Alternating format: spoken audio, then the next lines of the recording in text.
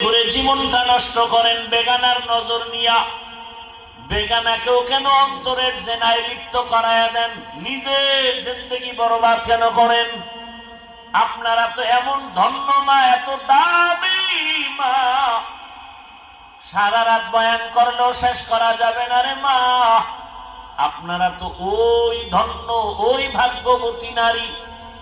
আপনাদের মায়ের মতো মায়ের গর্ভ থেকেই তো আব্দুল কাদের জিলানী আসছেন। আপনাদের মতো মায়ের গর্ভ থেকেই তো দুনিয়াতে খাজা মাইনুদ্দিন চিশতি আজমিরি আসছেন। হাজারো লাখো আলেম হাফেজ আসছেন। শাহজালাল, শাহপারান, শাহ মখদুম, শাহ আলী, আপনাদের মতো মায়ের গর্ভ থেকেই তো দুনিয়াতে আসছে।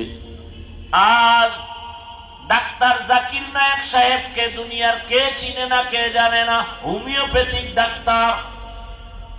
অথচ গোটা দুনিয়ার মানুষ তার পাগল। টাকার বাহাদুরি নাই, ক্ষমতার বাহাদুরি নাই, একমাত্র সুন্দর চরিত্র আর নৈতিক আদর্শ।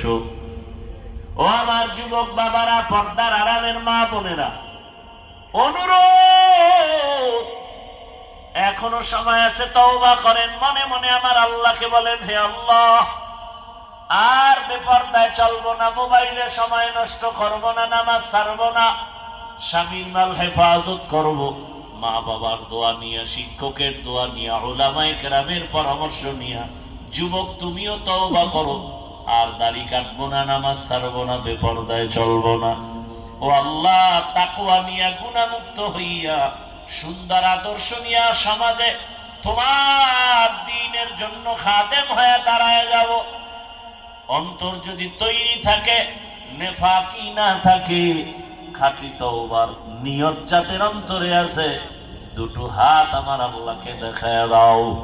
আয় আল্লাহ, আমার ভাইদের হাতগুলো কবুল করে নেন। আয় আল্লাহ, তওবা কবুল করে নেন।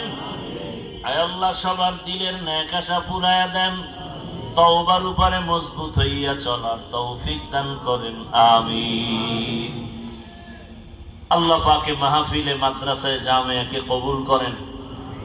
দোয়া চাই, যতটুকু বললাম আমাকে আপনাদের সকলকে আমল করার তৌফিক দান করেন।